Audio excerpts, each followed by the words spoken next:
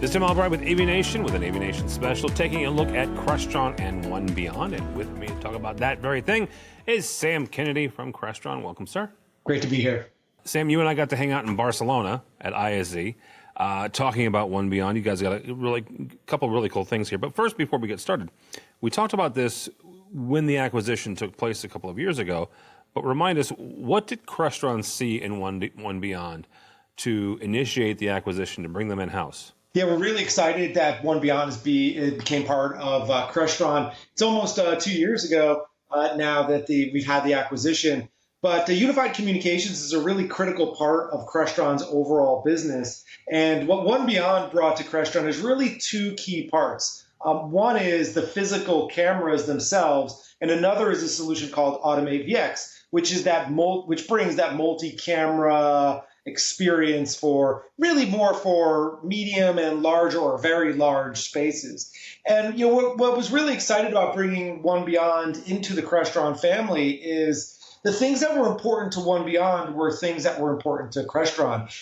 High quality optical zoom cameras that drive that high quality, very much focused on high impact spaces, boardrooms, complex rooms, training rooms, while today we almost see as multi-cameras kind of is really a hot topic. Yeah. Even 2 years ago, it wasn't as relevant as it is now. And One Beyond with AVX has been delivering a multi-camera solution for many years, and so they were the leader in the space. So bringing them into the overall Crestron portfolio about 2 years ago, we just put us right in the lead into that sweet space.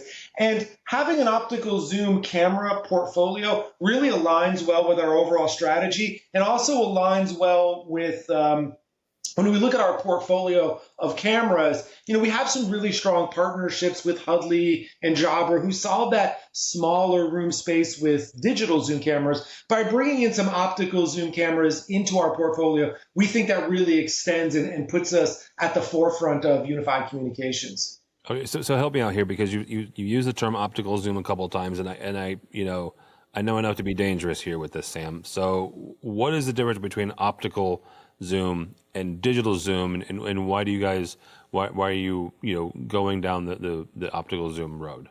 Yeah, well, again, for us, we have a portfolio now of digital zoom, and we sell the Hudleys and we sell Jabra. They solve that problem for us, and then now we have our own cameras that solve that with those optical zoom cameras that solve more larger spaces. But really, if you think of it's just a functionality. It's a matter of functionality, right? Where digital zoom cameras, they don't physically actually ever do any zooming, right? They're just cropping to appear to be zooming. So the good thing about digital zoom cameras is the price points are typically lower than optical zoom, and the cameras don't physically move. I think those are the two main keys. But the flip side of that is the limitations that come with a digital zoom camera. So typically a digital zoom camera might be a 4K image, but when it's zooming, which is just really cropping, each time that it does a times zoom, right? It's 2 times zoom, a 4 times zoom, the quality drops quite significantly, right? And so, and that a lot of that is about the math. But you may start with 4K, but what is the resolution after 4 times zoom, after 8 times zoom? So you get in a room that's maybe 20 feet. Digital zoom typically isn't the best solution. So we see digital zoom that it solves a real problem, typically focused on those smaller spaces. Yeah. Now, optical zoom, it's all built into the glass of the lens. So you may start with, say, a 1080p camera, a 1080p lens, but each times it zooms, so a 2 times zoom, 4 times zoom, 12 times zoom. If you start with 1080p, when it's doing 12 times zoom, it's still 1080p. And so you're going to get a much sharper video quality.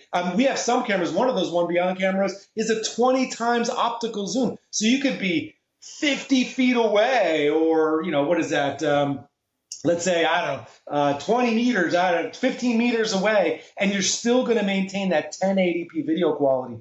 So we see that optical zooms really give you that better quality experience, especially in larger spaces. But in all size spaces, you want a better quality image. Is what we and what that's what we hear from a lot of customers today is that they're looking for an overall better experience. Optical zoom is still going to give you that nice tight shot, and it's going to look very high quality. And literally the resolution will be higher because it will be maintained that even when it's zooming, it's still maintaining 1080p.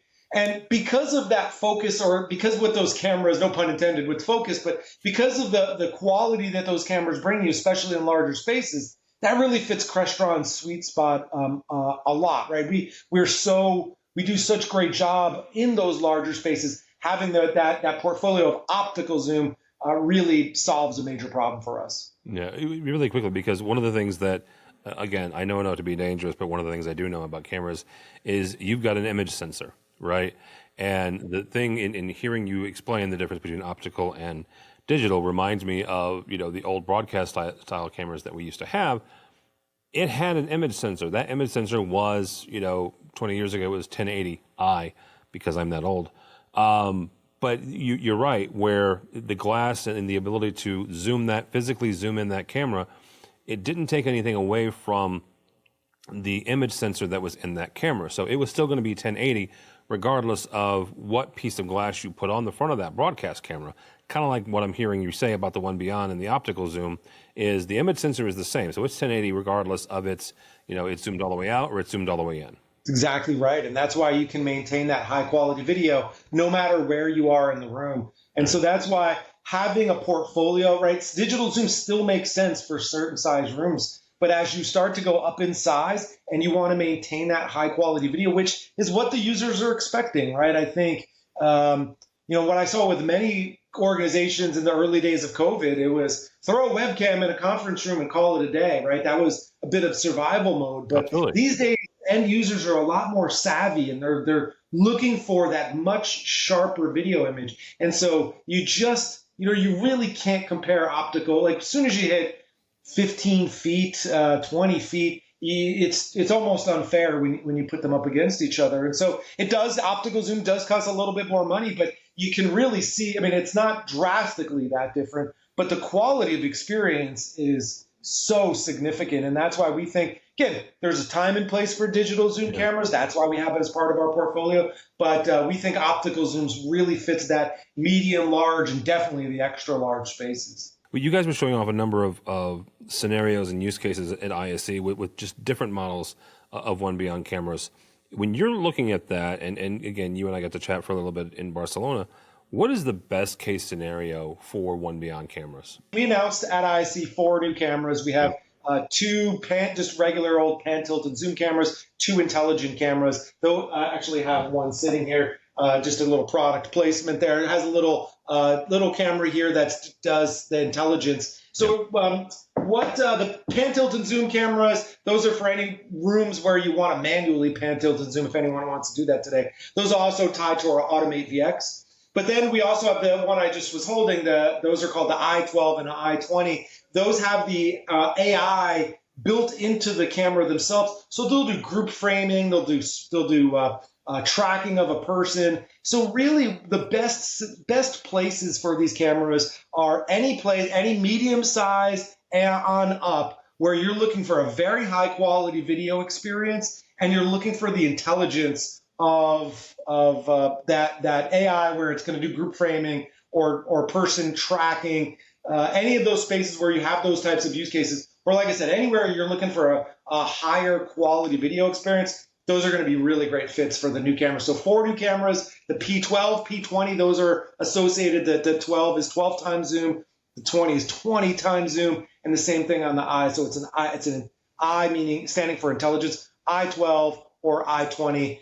They have that intelligence built in, and again, 12 times zoom or 20 times zoom. So even the largest spaces, these cameras are a really great fit for. Well, and again, goes back to what we just talked about. Those all 4 have the optical zoom, which again, the physical, movement of the glass. All right, really quickly, Sam, you and I were chatting again in Barcelona about the difference between the concept of an outside-in experience versus an inside-out experience. What does that mean to you when I talk about that? So one of the trends that we're seeing in our space these days is is driving meeting equity. I know we've been talking about meeting equity, but Yep. for a few years now. But the best way to really solve meeting equity in a room is with cameras and multiple cameras, and we're seeing a big trend around many different vendors starting to come to market with multi-camera solutions. And there's really two ways that the market's kind of dividing in two when it comes to multi-cameras. First is that center of the room camera, typically like you think of what Logitech has and what Neat has, and Poly just announced theirs, right? Center of the table connecting to a video bar, and it's filming all the different participants from the inside out, right? So center of the table, it's looking at everyone at the table, and then it's potentially stitching that together and sending that to the far end, right? So what we believe that is a very suitable for smaller spaces. Where Crestron's approach is a little different, where we take cameras and put cameras on the outside of the room and film in. So we have more of what we call an outside-in approach to multiple cameras.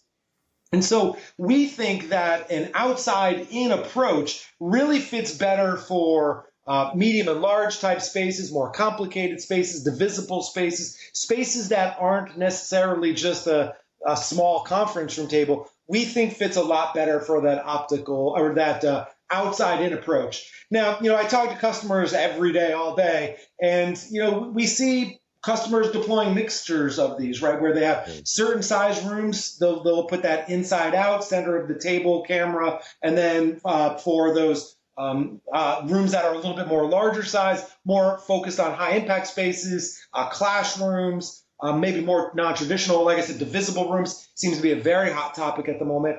That those are just more, there's more value that an outside-in approach from a camera filming perspective brings. So again, two trends happening in the space: inside out, center of the table being one, and then outside in, that like Crestron delivers with Automate VX, of these multiple cameras around the room filming the participants. So again, both have value. We think that outside in approach fits a lot better for some of those more complicated, more larger spaces. Sam, before I let you go, when you're talking to customers, how is that decision made? Like, is there a decision tree? Design when you're looking at design decisions between whether to go outside in or inside out, how does an IT manager make that decision, make that determination? I think it's very difficult for the end customers these days, as I've been doing this a very long time, just like you. I've been in the industry almost over 25 years now, and the pace of innovation is just so lightning fast within our industry. It's such an exciting time to be part of this. The flip side is it's really complicated for end customers as to how do I make a decision now that is not